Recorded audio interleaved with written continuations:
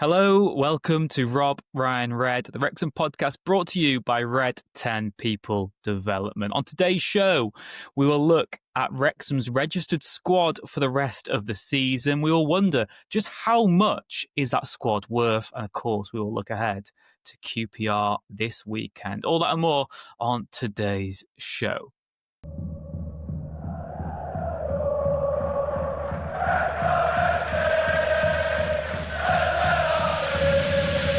Rob, Ryan, Red.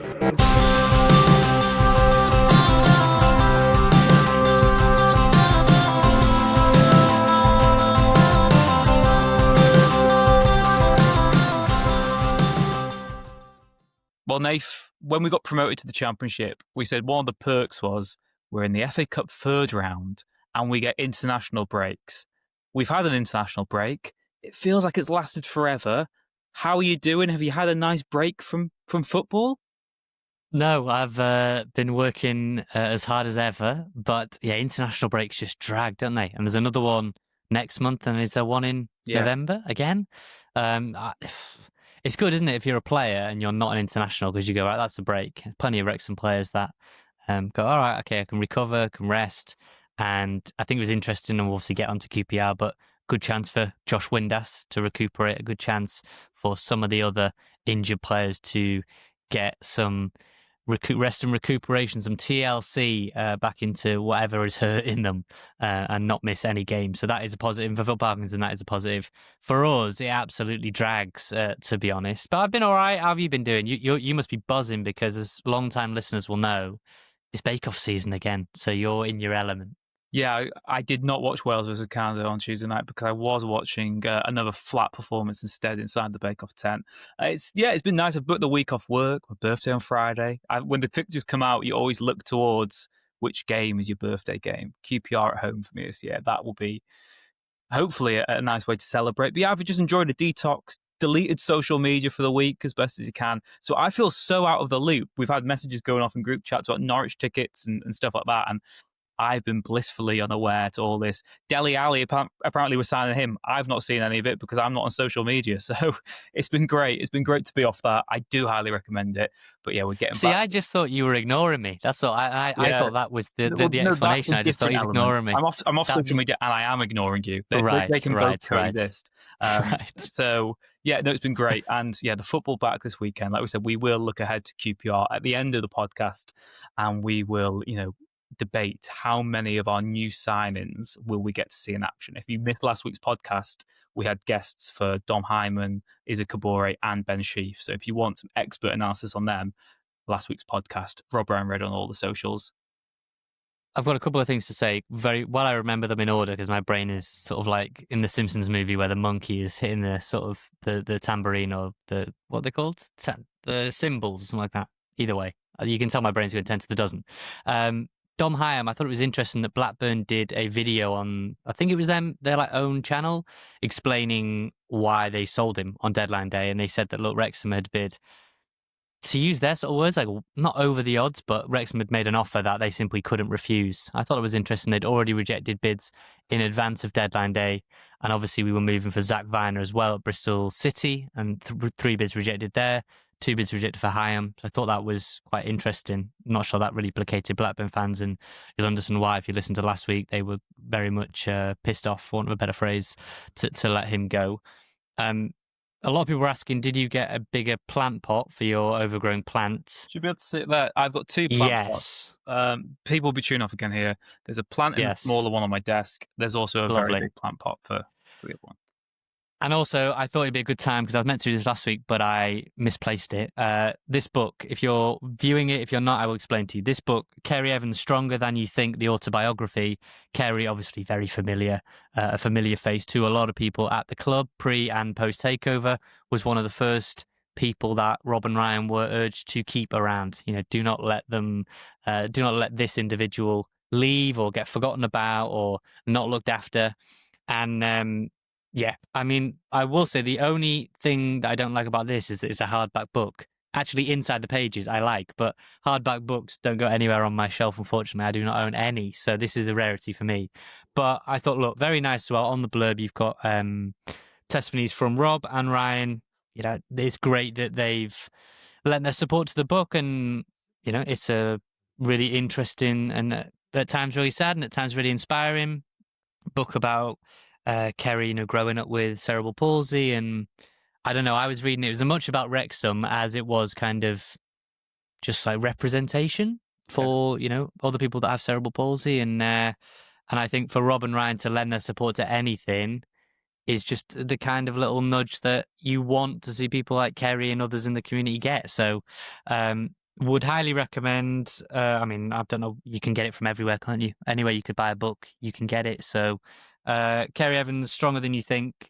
Wanted to plug it, have plugged it. Done. Yeah. I'd also say as well on that, there's two things there. One is when people say, "Oh, Wrexham spent all this money, it's all about getting to the Premier League." That is obviously one of the main goals. But again, it brings us to Robin Ryan's investment in the community and in Wrexham and the people. And that is more evidence of it. The fact that people worldwide now know Kerry's story. And another thing I want to say is, irrespective of the takeover, how good the DSA have always been with Wrexham, that Definitely pioneers, and Wrexham have always felt like that. And pre-takeover, when we used to say Wrexham were a real special club and different from others, the inclusion at Wrexham has always been incredible to other people. And now, thankfully, with the platform we've got, the money we've got, that can go to another level. But yeah, the hard work the DSA always used to do pre-takeover as well can't be forgotten. So I want to give them a shout out as well.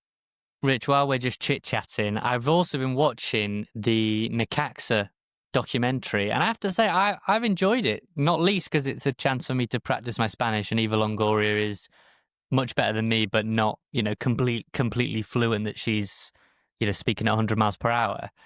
Rob is speaking Spanish in the show, which actually feels quite weird to watch. Like, it kind of feels like it's being dubbed, even though it is him.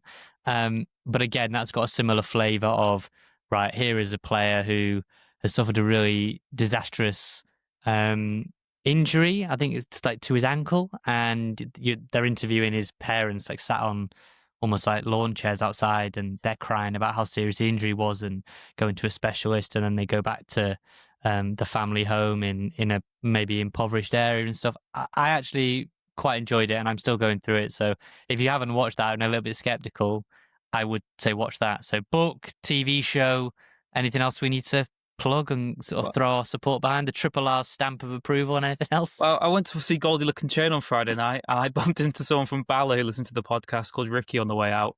So thank you very much to him. How does that even happen? Why do these things happen? Just go wherever. Goldie Looking Chain. I've never heard of them in my life. We shouldn't actually endorse Newports really on this podcast, but GLC, you've got to give them, their shout out. Love it. Yeah. Just great times. I had a great time.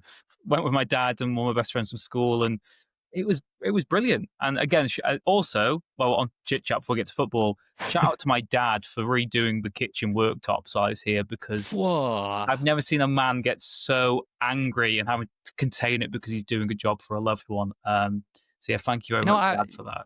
The last time I saw someone get really angry doing a job for people that he loved, Phil Parkinson, season 1 of the documentary. Very, very angry man, but he's sort of calmer now. Although he was quite angry recently when I spoke to him after West Brom. So that's my botched attempt at a segue back into the football. Yeah. Also, apologies if you can hear torrential rain on the roof where I'm recording at the moment. It is September, so summer has gone now. Nath, the international break, the highlight from a Wrexham point of view, other than seeing Eze Kabore wear number 9 for Burkina Faso, was Kiefer's goal for Wales in the win over Kazakhstan last week. Like I said, when it's an international break, you want your players to come back fighting fit, rather than cotton wool. From a Wrexham perspective, that's been good. And we've now got the scenario that we didn't have last week, where we know the squad. It's locked in. We've been speculating all summer, who's the 25-man squad? Who's in that 25? There's 24 of them, and there's a gap.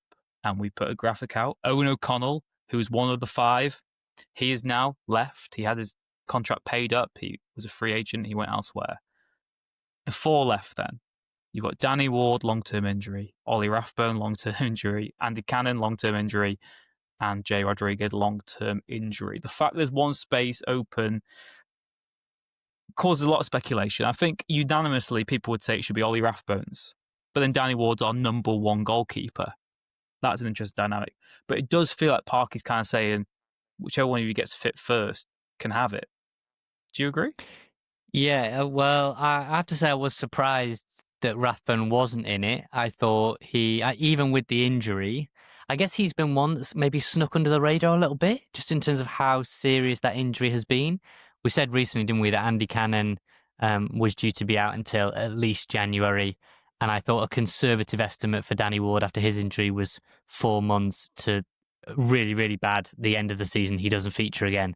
I think it's around that 4.5, 5 month mark, probably, when you've got to think that, as a goalkeeper, dislocating, breaking your elbow, ligament damaging your elbow, that's one of the worst injuries you can get. You're going to be diving on it all the time. You need to have that, your arms are quite important as a goalkeeper. So I just state the real obvious there. So Danny Ward, I'm less and less convinced that Danny Ward will play a part for us this season. I really am. You can't make wholesale changes come January in terms of the squad list. You can't just, right, we'll get a new set of 25 lads in. I think you can make a couple of tweaks to it. So we'll see how the goalkeeping situation is. If Burton and Okonkwo are doing well and are fit, we're out of the Carabao Cup by then, which you would almost certainly expect we will. I mean, we could be out of the Carabao Cup before the end of the month. The FA Cup, there's no guarantee you go beyond one round, so then it is just league games. I'd be interested to see, because if you want to make signings in January, outfield, how does that impact who comes in, who comes out? But Rathbone was the interesting one. Jay Rodriguez, another that is a long-term injury. Sounds like he's still in a protective boot after surgery, and I'm less and less convinced that we'll see him playing a Wrexham shirt ever again, to be totally honest. But to see Ollie Rathbone left out, even though he is on the comeback trail, was interesting. I think you're right. It was a case of, right, let's see how things settle down. We can register you basically any time because we have that free spot. And it sounds like, from all indication, that Ollie Rathbone is finally closing in on that return. Yeah, there's quotes from Phil Parkinson today, weren't they? And it's going to be interesting to see, like you said, just when that returns and to see how he fits into the squad once that happens. But the quote from Parky was, "I just wanted to make sure Ollie got through this week in training, and the signs are looking positive, and he'll be back in a couple of weeks. We need Ollie back. He's a key player for us. He was instrumental for us last year. He's a player who's played in the Championship. First year did well. Second one was a difficult one at Rotherham because they had a very weak squad. But he's played at this level, and when he signed for us, he was determined to get us back into the Championship. His start to the season has been curtailed, but obviously he's a very naturally fit player, and the sooner we get him back involved in football, the better. His energy and his quality, I can't wait to get Ollie back out with us." And again, if we've been saying this maybe in the first few weeks of the season, that we've maybe lacked that combination of a player in midfield who's got the enterprise and the energy. We've got some players who are good on the ball, but maybe less mobile. Got some players who are quite good in the attacking areas, but don't do as much tracking back. And Rathbone, he got player of the season. I still don't agree with that last year.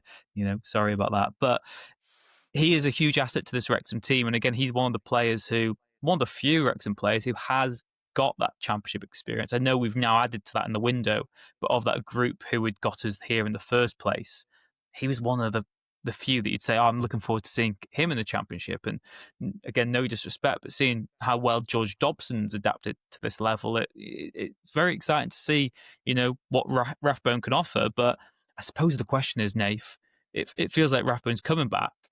What role will he have when he is match fit? Because does he get into that starting lineup? I don't think he does anymore. No, but it was really interesting that on, I think it was Instagram, we put out, and we explained, didn't we, last week, about we think this is the strongest 11 when everyone's fit. We don't need to go over old ground. A lot of the replies to that were like, put Rathbone in. Put Rathbone into the team. Like, be serious. Yeah. Put Rathbone into the team. Rathbone walks back into the team. Rathbone, would stroll his way back into this team. And I can understand that. He was player of the season. Wasn't our choice, but he was phenomenal. Scored some really big goals from range. In that goal at home against Birmingham, I remember Barnsley, was it, in a key game when Rob was watching us at Cosm. So he really did come up big for us. I thought, he even is, when he dispossessed a player, can't remember who the opponent was now, and he cuts it back to Stephen Fletcher, and Fletcher scores, and it's all down to his work, basically. And he will definitely have a role to play.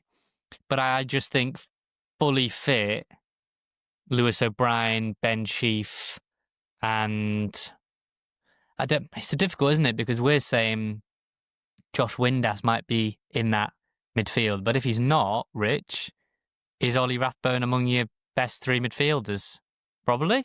Yeah, I think if Like you're not including Windass, yeah, O'Brien and Rathbone plus Sheaf, you would say they're probably yeah. your best three, right? Again, it's a very different type, and I know this is as being devil advocates because across the course of the season, you do not play your strongest 11 every single week, and it changes depending on injuries, fitness, suspension, opposition. I still think that the role he plays, Rathbone is the best there as sort of a dynamic central midfielder.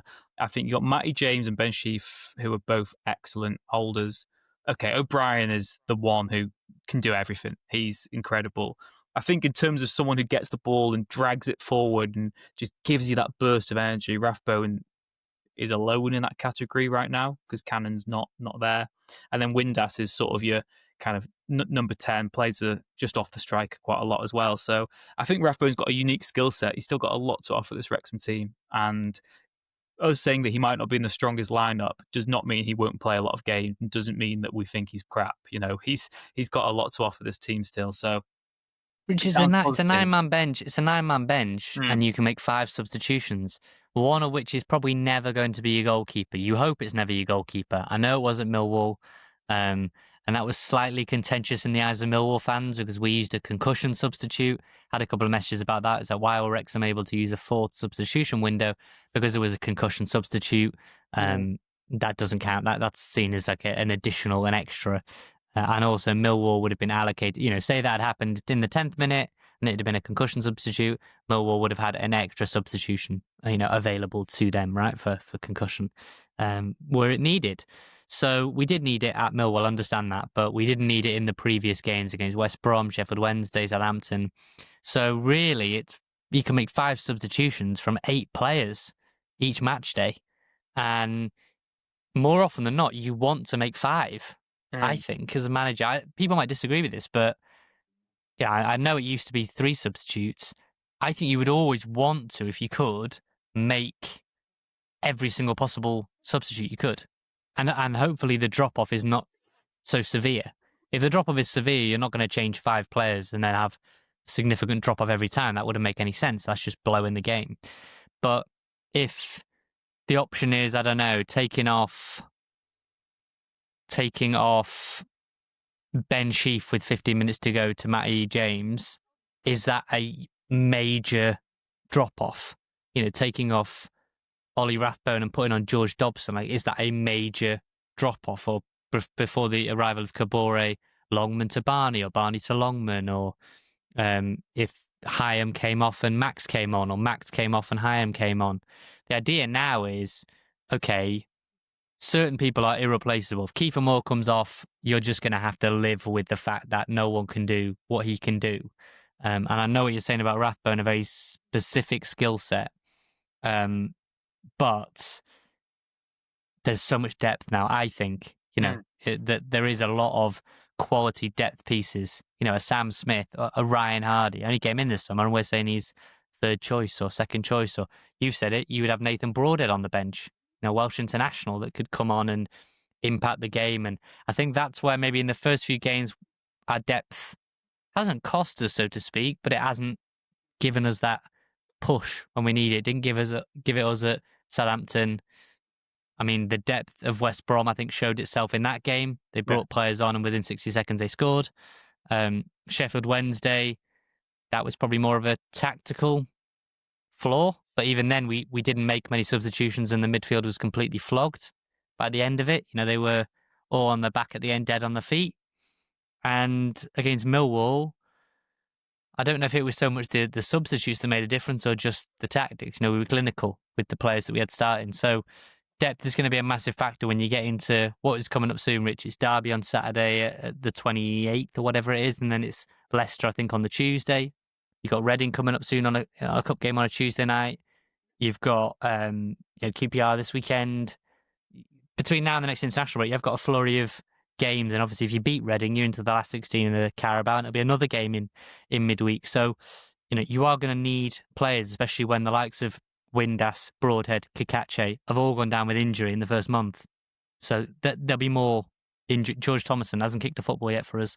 So there will be more injuries, and you want players like Rathbone to be coming back and not to be joining sort of Danny Ward on the long-term absentee list.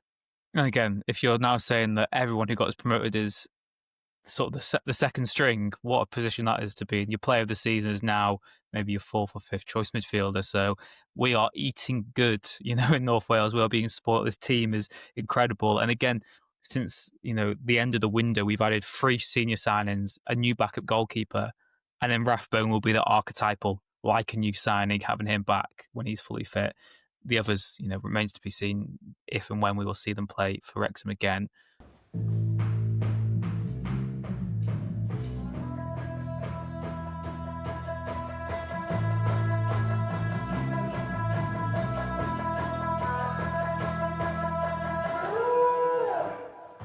Another element I would talk about today, Nath, as well, was we got quite a lot of emails about this and comments on our last YouTube video as well. So if you're not watching on YouTube, Rob Ryan Red over there, please leave a like and subscribe if you haven't already. The road to 6,000 subscribers. We are about, I don't know, I'm going to guess 350 or so away. So if you can help us get there, legend. Yeah. What we've been asked a lot, Nath, is we've spent a lot this summer, and obviously last week we were saying Wrexham spent more than Barcelona, where we rank in terms of actual net spend in the summer window. But what does that mean for the squad valuation? And we will get onto it in a second. What I'm going to say here from people who work in the industry is always take these numbers with a large pinch of salt, because they're to do with most recent transfer value, how long's left on their contract, the age of a player as well. So there'll be players who, on the books, because they're a bit older, are basically worthless to a club in terms of a resale value or something. But that doesn't mean that they are worthless for the role they play and the importance they have in the squad. And, days gone by, Wrexham fans, we never used to buy players. That was unheard of. So if we ever spent a fee on a player or someone arrived with good pedigree, you expected the world of them. Bobby Grant. But that doesn't mean that Bobby Grant was a more valuable player to Wrexham than anyone else who's in that squad with. But that was just the way it works. So always take those numbers with a pinch of salt. Also bear in mind that a lot of them are bandied around because it gets you lots of clicks. Wrexham times money, that's hitting your view count for the month. So just have that with an element of caution, I would say. But if you go onto popular transfer website, Transfer Market, which is a German site, so all the prices are in euros, they believe roughly that Wrexham have the 12th most valuable squad in the Championship after the summer window. So when we're talking about what is a fair expectation for the rest of the season, what can Wrexham actually achieve, the rough numbers are that we are still just about a mid-table squad. And, again, this is warped because the teams relegated from the Premier League, their squads are crazy, crazy valuations still, even though they've been relegated. So if you look at the very top of the Championship, in euros this is, Ipswich Town's squad is worth £179 million. Southampton's is next, €172 million. Leicester third, €163 million. The 3 teams relegated from the Premier League last season. Fourth is Sheffield United, €126 million squad. There's then a drop-off where you've got Norwich, Middlesbrough and Birmingham and Coventry in those sort of playoff places. Wrexham are in 12th. Their squad valuation is €58 million, which is an 80% increase on what they said our League One squad was worth. It puts us just behind the likes of West Brom, who we've lost to, Swansea City and Bristol City. And we are just above Millwall, who we've just beaten, Derby, Watford, Hull and Stoke. So they're saying we're 12th in terms of squad valuation at the moment, Nath. Do you think that is a fairer maybe reflection when we're talking numbers of what to expect from Wrexham's season, that although we have spent a lot of money, that was just to play catch-up, really? Yeah, I think definitely we've bridged the gap now, right? So we are a very much a fully competitive team that will, I think, be aiming to have a sniff of the playoffs come April, May time. But we've spread the wealth, haven't we? So rather than buy ourselves one really shiny new toy, we've brought loads of little nice pieces to form one big fun piece, basically. And while there have been some quality additions in their bench sheet for 6.5 million is, a huge outlay if you think of what Wrexham have had in times gone by and years gone by. But then I look at somebody like how Transfer Market would value Kiefer. And we've spoken about Kiefer a lot recently. He scored that goal for Wales in Kazakhstan. Thankfully, returned without any injury and didn't start against Canada when tackles were flying in left and right. I couldn't believe that was a friendly. It was anything but. It was a lot more ferocious than what I anticipate was going on in the Bake Off tent, I can assure you. Although I didn't watch it, so I can't confirm. But I think at his age, in his 30s, they're going to look at him and say, no transfer resale value, fairly high wages, not fairly, there will be high wages, and is a depreciating asset. I would argue he's the most important piece in Wrexham's team this season, by far. He is the most priceless piece in that whole operation. Another player that I think they would say, again, I haven't got the list in front of me, but another player I would assume they do not value highly is Connor Cody. Again, what they will see is a depreciating asset, but his leadership, his presence day in, day out, standards driver. James McLean, I would imagine they do not value very highly.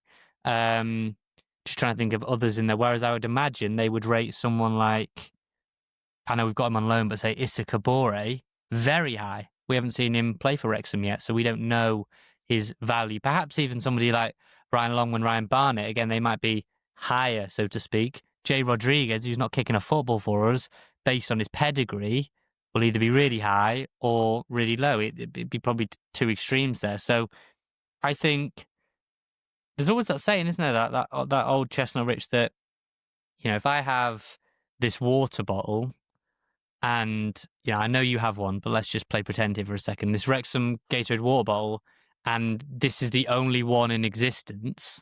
It's still just a water bottle, but to you that would be incredibly valuable. You really want it. To you, it's priceless. It's the only one you could get, right? So Kiefer Moore on the general market might be a huge overpay, right? That's all I kept seeing. A huge overpay at 2 million for Wrexham. Glad to get him off the bus driving there. But to Wrexham, he's worth every penny and more. Do you get what I'm saying? I'd say exactly the same when we signed Ollie Palmer. That was £300,000 down the drain. Why have you spent that on Ollie Palmer? Look what he did for us. He was an incredible investment. That seems like an absolute bargain what we bought Ollie Palmer for. Even with Mullin, when we signed him and the wages we will have reportedly paid him, it got us where we are now. So that was an incredible investment. And you mentioned that there. If you look at Transfer Market, of the senior players at Wrexham, they say James McLean is the least valuable.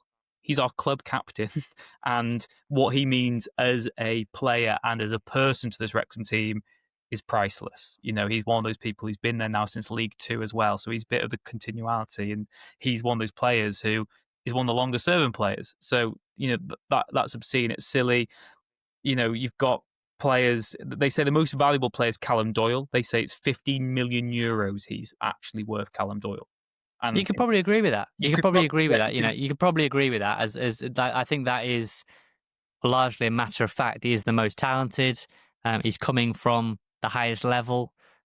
Man City have a buyback option or buyback clause on him. I don't disagree on that. I just think as you get down, so who's after Callum Doyle then? Who are like the next two? Next two are second most valuable player for Wrexham. I just changed it. Is Ben Sheaf, who they say is worth 7 million euros, and then Nathan Broadhead, who Transfer Market reckon is worth about £4 million. He's worth 4.5 million euros. Okay, so they're the three. Are they the three most expensive player signings in Wrexham history, based on transfer fee alone? Yeah. So what I'm saying is, great, but so far, is Nathan Broadhead the third most? Let's not get into that whole rhetoric, but you get my point. Is that Kiefer Moore, huge overpay, supposedly, incredibly valuable. And if Wrexham are to do anything successful this season, he's going to be at the focal point of it. Connor Cody, it's stuff as well that you just can't quantify. So day in, day out, if we were to watch training, if we were just sat there observing Rich in our I was going to say Rob Brown red branded deck chairs. We don't have those. They do not Not yet. They've exist. not But just arrived. yeah, with our beach towels or whatever. And we're watching and we're seeing Connor Cody, Coach Cody, I would call him, probably on the training pitch, working with Max and working with Brunt and working with Doyle, your most valuable player on that spreadsheet there. You can't quantify that as a, do you know what I mean? Ben Tozer, when he wasn't playing, everyone probably said, well, he's finished now. Owen O'Connell, paid up now. And I saw some people saying, oh, that's a loss for Wrexham because they could have got money for him. Yeah, but he's more than returned the investment that we've made in him, and paying him up was the right thing to do, right? So I think sometimes when it gets to transfers and money and stuff like that, people are just too binary. One, it's not my money, I don't care.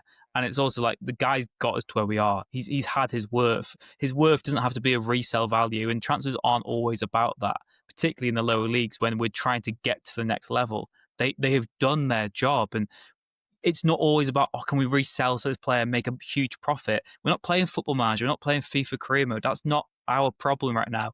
Our goal is to get to the next stage, is to go on this journey and get as far as we can. And that's by making wise investments. And that's why spending money on Kiefer Moore, like you said, it might not be what he's worth. And Sheffield United fans might be saying, geez, he was our least valuable player. Well, to us, and the role he's playing is, immeasurable. And again, it's the context of what is the player doing in that role. If you put Kiefer Moore in a team that doesn't play long balls and doesn't use a target man, he's going to be useless. If you put him in a team where that's what they do, he's going to be priceless. So we've had the transfer window, Nath.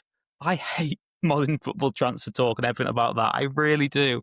Just, it's just the way it is. And again, that's what I mean with these squad values. I think you can learn a bit about saying, look, Wrexham probably have a mid-table squad value. I think that's really an interesting context, but you can't really put a price on actual individual players sometimes in terms of what they mean for the squad and what they do in that specific world and that specific club and the way they play and what Phil Parkinson wants from a player, what the coaching staff want and what they do behind the scenes. Rich, this is cheesy, but you cannot put a price on sort of team unity and spirit, right? And that sounds sort of very sort of lame and cheesy, but it's true. Last season we weren't that good. I will die on this hill. We were not that good, but the spirit, the kind of greater than the sum of their parts, all right, look at Rodriguez. You've had Sutty on before,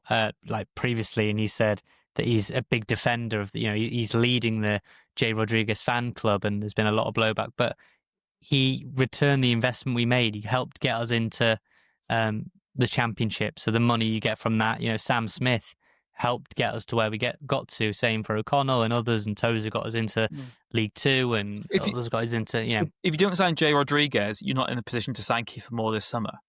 Right, it's all a knock-on effect. No, you need Ben Tozer and Aaron Hayden and McFadzean and others to eventually get into League Two, to get you James McLean's and Callum Doyle, Callum McFadzean. Well, others, then you get your George Dobson in League One, and your Ollie Rathbone, and others then that go on. And while I remember that, Paul Mullen was saying recently about how he doesn't think the feeling of that first promotion with Wrexham will ever be topped.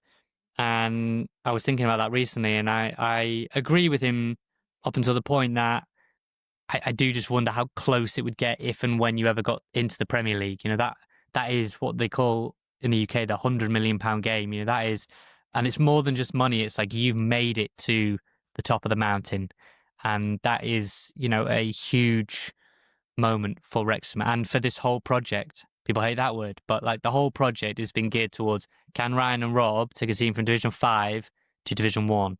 So whenever that happens, I think it'll be really interesting. But no, I was just thinking about that Boreham Wood game and how like everything leads up to the now, right? So to get this squad value, you've had to have the League One meat grind, and before that the battle with MK Dons and Mansfield and Stockport in League Two, and players then that were really slugging it out on tough pitches and tough nights to get it done in the National League. 2 seasons in that, right? Ollie Palmer, 300k. So yeah, we might have. I mean, we could have on that list the 24th rated squad value. I think to us, what's valuable to us isn't valuable to Ipswich. And what's valuable to Ipswich is valuable to everybody. I understand that. What's valuable to Southampton is valuable to everyone because they're bloody good players. But what's valuable to us, what's the saying? Another man's trash is another man's treasure or something? That's how I feel about Wrexham signing sometimes.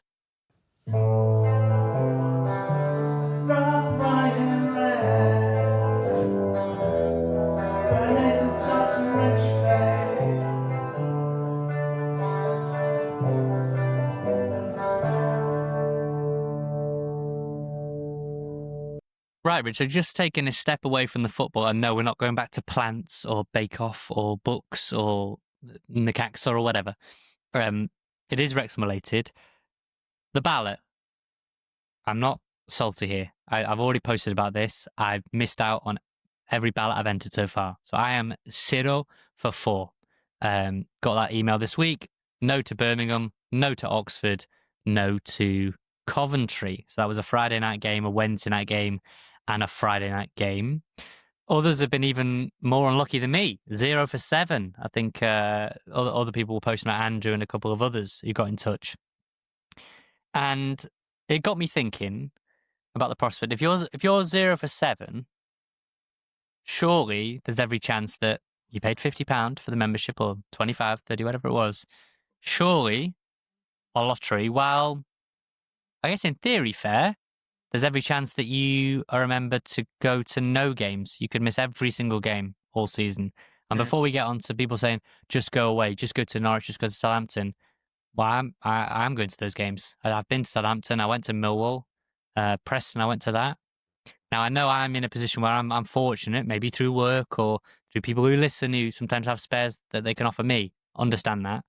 But a ballot where there's no transparency on the number of members, they're still advertising for you to become a member without maybe warning you that, hey, well, football clubs not going to turn down money, are they? I mean, absolutely not. And I'm waffling a little bit here, but my point being is that what are you making of the ballot? I know it doesn't concern you as a season ticket holder, but I'll read out some of the replies of how people have got on. It's obviously it's going to be a tough season. It's going to be a long season with the COP. I understand that, but is there any learnings that can be made? Any transparency that should be given? Again, it is just the nature of the ballot, I suppose, and the system that's in place. And the club will always point back to two arguments. One is that the demand far outstrips what they can actually offer. And number two, that they think it's the fairest way, is that everyone has an equal chance for every single match, by that logic. So that is the fairest way. And that, is quite once you've done that, you can just let that kind of sit for the rest of the season. Then you don't have to be doing stuff for each individual match, because I know one argument would be, hey, this person got tickets to this game, so should they be blocked out of going for the next couple of games just to give other people a chance? I personally, at first, would say that's fair. But then does that create an opportunity where, coming up, no one's applying for the Oxford game because they're saying, well, if I go for Oxford, I can't then get Coventry, and I'd rather do Coventry.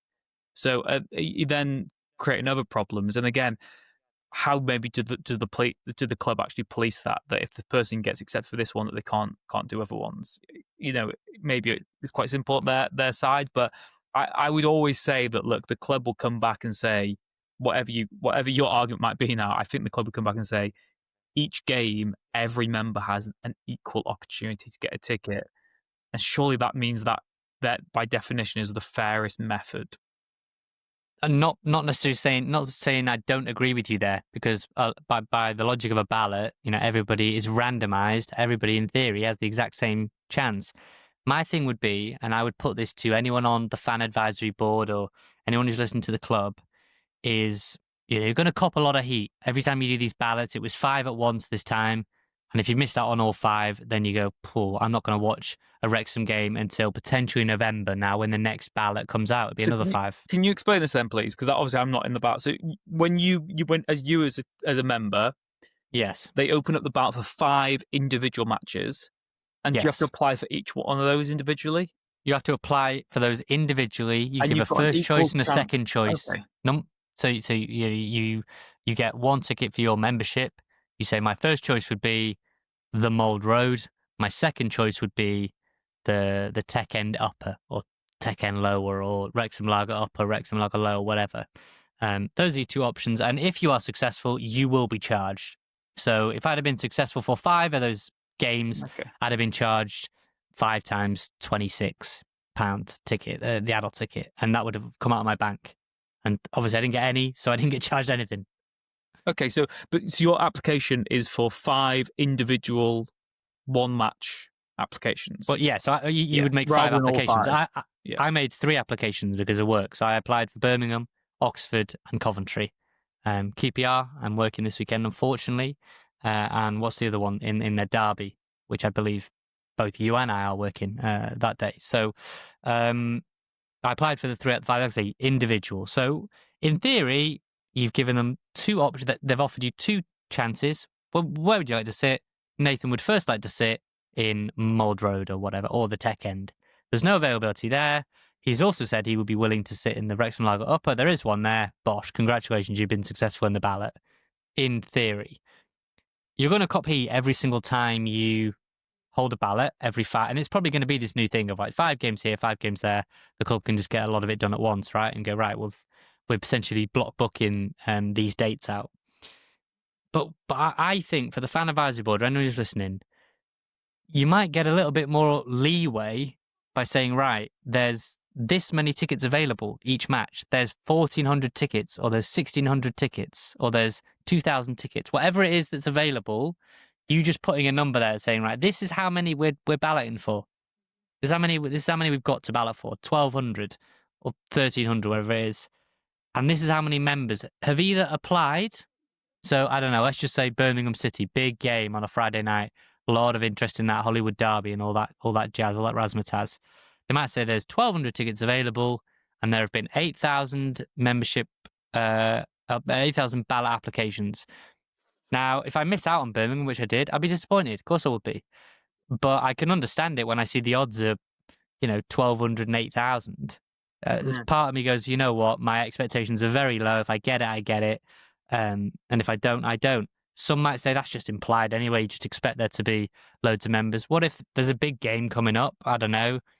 I keep jinxing this, don't I, by saying if we get through in the Carabao Cup. But if we got through in the Carabao Cup and it's Liverpool at home at the racecourse, or Man City at home, or even like Liverpool away, saying, but let's just say home. Let's just say it's Liverpool at home, right? And they say, you know what, we're going to introduce a ballot for this Carabao Cup game. Because it's huge demand and we want to make it fair. And there's 25,000 applications. It's probably not going to be that many, but do you know what I mean? Say there's 25,000 applications and there's still these 1,200 tickets. Well, it's, slim to none, isn't it? So all I think is the best way to do it would be a bit of transparency. And then these flurry of messages, I'll read a couple now, of people responding to it. Jackpot, I'm 0 for 6 so far, probably 0 for 7 after Coventry. It is what it is, just have to go to cup games and away games. Dave Jones put, I've gone 5 from 6. This is obviously pre-Coventry. Tommy put, frankly, it's BS, I'm going to say, instead of the word he used. Frankly, it's BS in my opinion. Every event from boxing to Oasis is the same. Fastest fingers first, and a queue is formed. They haven't changed their systems on Ticketmaster, so I don't know why Wrexham did. I'm 0 for 4 so far, and I only have 1 chance left with Coventry. Llewellyn put, I've not got 1 yet. I thought they mentioned in an early email or post that they would prioritise those who didn't win in the subsequent ballots to try and ensure all people got a game, but that doesn't seem to be happening. Joe put, 2 out of 6 for us, West Brom and now Derby. Cannot do midweek games, so Carabao Cup is out. Hoping for a run in the FA Cup, but you just know we'll end up on TV on a Tuesday. Gareth put, it doesn't work if you can only apply for certain games. I'm 0 for 2, and without any kind of system for ensuring fair distribution, I'm not expecting much this season. Let's do 2 more. Reese put 1 out of 6, but to be honest, I do think this is the fairest way to do it. We have limited seating and everyone wants to go to every game. A random lottery is far fairer than first come, first serve. And lastly, I will do, Joe says it needs to go back to the ticketing website and a loyalty credit system in place, just like it should be for away games. You can't keep everyone happy, but the ticketing website was the fairest way of doing it. There were loads. Thanks to everyone who got in touch about that. I think you know our thoughts, don't you, Rich? That I'm of the belief that if you've been to Southampton, you've been to Millwall, you've been to Preston, you go into Norwich. You've been to all those, Nath. So. But I'm not. But not. No, I know what you mean. I know. Not even me. Like I say, I'm in that fortunate position. I'm going to totally hold my hands up. I'm in that fortunate position that I might be able to say to work, I'll work that game. I'll go as a journalist. Everyone hasn't got that option. Understand that they want to go with the family.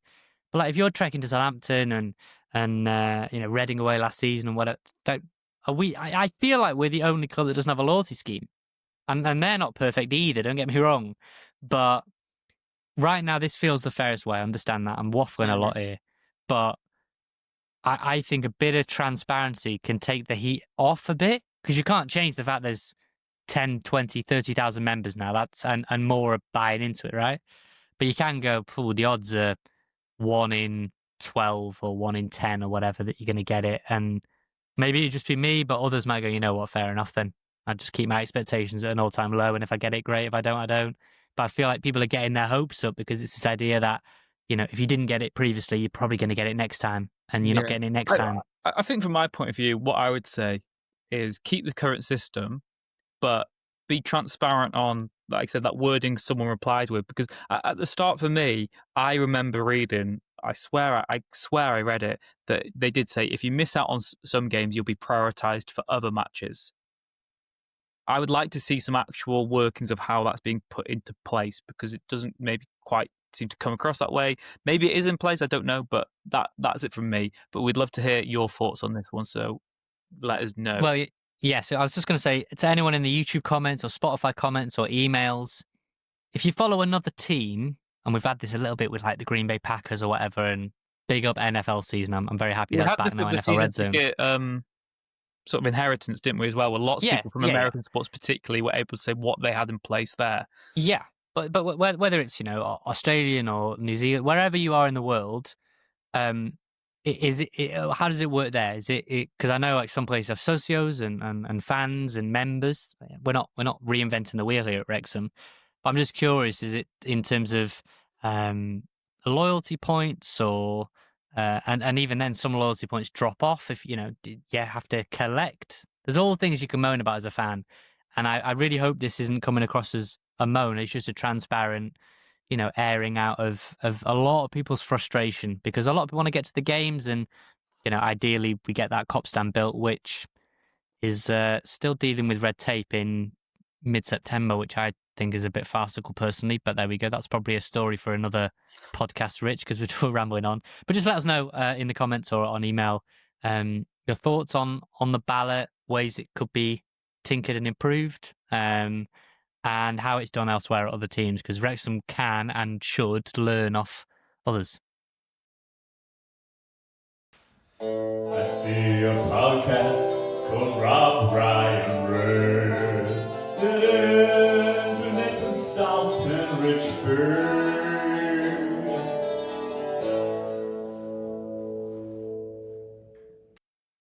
Right then, Nath. QPR this weekend. Some shiny new signings in action, hopefully. Buoyed by that win over Millwall, but whether you like it or not, we have not won a home game this season. It was a draw with Hull. We won the penalty shootout. We have not won a home game this season. How do you view it going this weekend then? Because I think, for all this talk we've had, and I think we're quite giddy with excitement after Millwall and those new signings, we still need Fortress Kairas to be back. We need people to fear coming to North Wales. We should have beaten Sheffield Wednesday. West Brom did a job on us. QPR now, this is another chance for us to finally get that feeling back where you turn to a home game thinking we're going to give them a real good go here. And yeah, what do you reckon? QPR, an interesting test, a team that I think we both had maybe just finishing above the playoffs this season, maybe even higher. They're an unknown quantity, aren't they? I'm smirking to myself because I was thinking back to a message I had that said Nathan Salt, Millwall will definitely beat Wrexham, or Nathan Millwall will definitely beat Wrexham Salt on the ball again, which I think I did, was adamant. I think I said it a few times. I made my EFL fantasy captain a Millwall player. I picked a Millwall as one of my designated teams. I picked a Millwall midfielder. I predicted Millwall to win in our Predictor League. So I'm those last time. So I'm quite happy to sabotage all of my teams and fantasy and whatever, So I will probably be captaining Richard Kone and say that they are going to win 2-1 and we will eventually win, which is how I'll probably do it. Maybe I just bet against Wrexham the whole season long. QPR are a weird one because on paper, I feel like they should be better than they are. They had a good win last time out against Charlton, but they got absolutely slapped up by Coventry. It's a 7-1 in the end. That was really, really 7-1 bad. they lost. Yeah, that was really, really bad. And, you can all have bad days, don't get me wrong, but Wrexham have at least been in every game. We might have lost 3-2 to West Brom or 2-1 to Southampton or 2-2 to Sheffield Wednesday. Even the Millwall game, it was they dominated on the stats sheet, but actually I felt like we deserved it in the second half. So we've been in every game. Preston, Hull, we've never been thrown around, ragdolled by any team so far, which is a positive. But I look at QPR and go, what did they get Richard Kone for? 3 million. I think that's a bargain. Yeah. I think that's an absolute bargain. I think that's a really, really solid move. They clearly weren't into Charlie Kelman, moved him on. And I look at others. Is it Elias Chair? Poku, I don't know how Kwame Poku's got on there so far, but that seemed a really good signing on a free. Karamoko Dembele, said about him before. I think he's a really tricky player. They're one of them teams that I think QPR are going to sum up. You do not know which team you're going to get. You're either going to get the team that turns up that lost 7-1, they've got and will be so ripe for the many picking. players, I'm scrolling through their list here on Flashscore. They've got 3 goalkeepers, 1, 2, 3, 4, 5, 6, 7, 8, 9, 10, 11, 12, 13, 14 defenders, 1, 2, 3, 4, 5, 6, 7, 8, 9, 10, 11, 12, 13, 14, 15, 16, 16 midfielders and 10 forwards. It's like a 45-man squad they've got. I know they've only been able to register 25 for the season. There'll be some of those who are under the catchment, but they've got a hell of a lot of players. Someone like Reece Norrington-Davis, who obviously we saw in action for Wales. Liam Morrison, who's good centre back. They've got a very interesting team. Again, I think what they've got is they've got that sort of maverick, mercurial flair player that QPR have always had. There is that special sort of feeling about that club, is that they are known for having sort of unpredictable forwards, and they've still got those. And like you said, they can influence the results quite a lot. Karamoko Dembele fascinates me. He was 13 when he was playing for Celtic, something like that, 20s, something crazy, something crazy. When he was 15, he's been around for so long. He's still only 22. Like you said, I think Kone is a great player. It's got to be interesting, but I do feel confident that Wrexham can do a job. I'm interested to see who plays at centre-back for them, because I think Steve Cook and Morrison against Kiefer Moore could be a real battle. I'm expecting a lot of long balls this weekend. Well, I thought it was a really interesting battle with Nat Phillips. I think he's been one of the standout players in the Championship at centre-back for West Brom. I was just smirking off camera because I was looking at Wrexham 1, QPR 0, October 13th, 2001 in the second division. And I was looking at the Wrexham lineup. That included Jim Whitley, Sean Holmes, Darren Ferguson, Michael Blackwood, Craig Falconbridge, Lee Trundle. Michael Blackwood got the only goal that day. But also, I was also looking at one... when is this one? In the 2003... Okay, Wrexham 0. So a QPR blog has done this post about when they came to the racecourse on September 16th, 2003. So it'll be, almost 22 years to the day, pretty much, by the time what even is Saturday, the 14th or the 13th?